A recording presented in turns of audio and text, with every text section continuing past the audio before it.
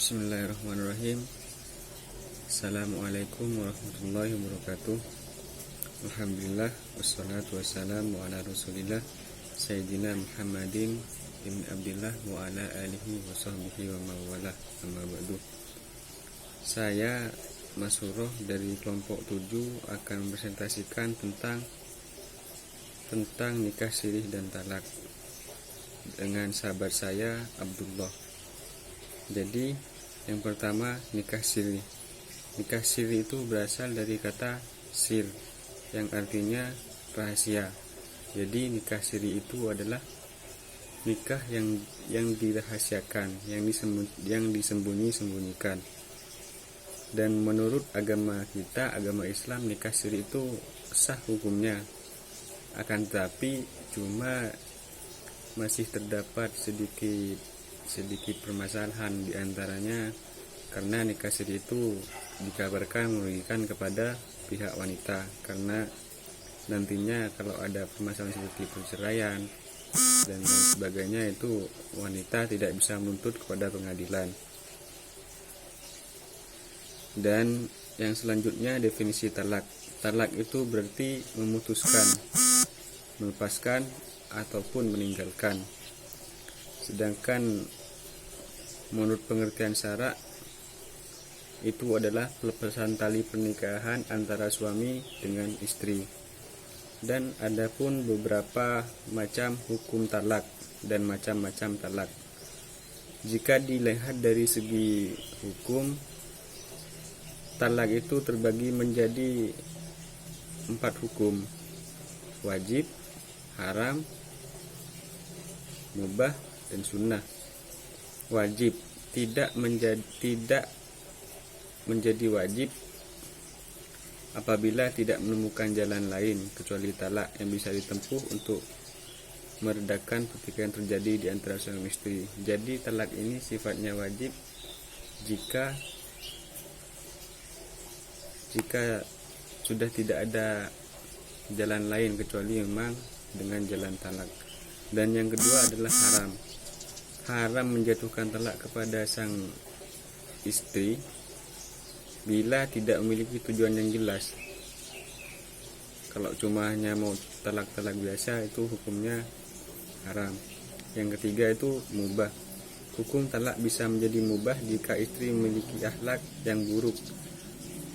Mubah artinya itu boleh kita mentalak seorang istri jika memang istri itu memiliki akhlak yang buruk, yang sudah tidak mau patuh pada suaminya lagi.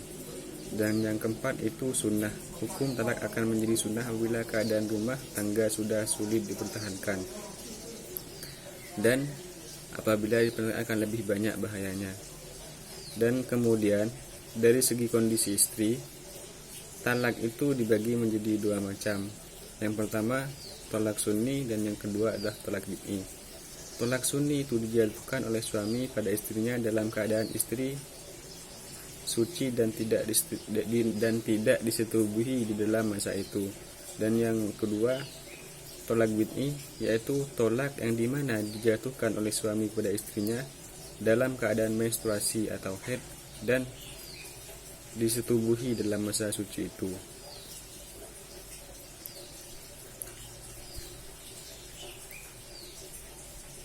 Dan adapun dilihat dari boleh atau tidaknya suami merujuk kepada istri setelah melakukan talak, itu dilihat dari 2 talak. Yang pertama adalah tolak roj'i. Tolak roj'i ini dilakukan apabila tolak yang pertama kali dan sang suami ingin kembali kepada istri, maka itu dinamakan tolak roj'i, dan itu boleh hukumnya untuk kembali kepada istri. Dan yang kedua adalah tolak ba'in. Tolak ba'in ini dibagi lagi menjadi 2, yakni ba'inus sugro dan ba'inul kubro. Yang ba'inus sugro ini talak pertama atau kedua yang didahului oleh tebusan dan pihak istri, dan talak terhadap istri yang belum pernah dikumpuli. Suami yang menjatuhkan talak ba'in sugro ini tidak boleh merujuk atau kembali kepada istrinya kecuali dengan akad nikah yang baru. Artinya merujuk tidak boleh, akan tapi dengan akad yang baru. Jadi bukan hanya saya ingin kembali, tidak, jadi harus memang melakukan akad lagi. Dan yang terakhir ini tolak bainul kubro, tolak yang kabir besar, ini sudah tidak boleh merujuk kepada istrinya, terkecuali istrinya ini sudah nikah muhalil dengan laki-laki lain, artinya sudah pernah menikah disetujui oleh laki-laki lain, dan kita boleh merujuknya kembali jika kita memang masih ingin ada perasaan lah intinya dengan sang wanita. Yang kelima, talak sarih, yaitu talak diucapkan suami dengan menggunakan kata-kata yang jelas dan tegas, tidak mengandung antara lain. Jadi berbagai banyak macam talak.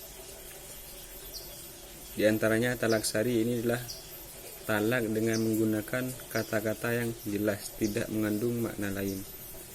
Dan yang keenam, talak kinayah, talak yang diucapkan dengan menggunakan kata sindiran, kata-kata seperti membutuhkan niat yang mengucapkan, karena diucapkan tidak menunjukkan pengertian talak, seperti mengucapkan pulanglah engkau ke orang tuamu. Jadi itu sudah termasuk talak yang namanya talak kinayah. Dan ada pun talak munjas dan mu'allak, yakni adanya penangguhan. Misalnya suami mengatakan kamu telah dicerai, maka istri ditekan dengan apa yang diucapkan oleh suaminya. Sedangkan talak mu'allak adalah talak yang digantungkan oleh suami dengan suatu perbuatan yang akan dilakukan oleh istrinya pada masa mendatang. Dan yang B, talak takhir dan tamlik. Artinya takhir adalah dua pilihan yang diajukan oleh suami kepada istrinya, berarti melanjutkan rumah tangga atau bercerai. Ya, jika istrinya memilih bercerai, maka bercerailah. Dan adapun jika tidak, maka masih boleh. Dan yang talak tamli ini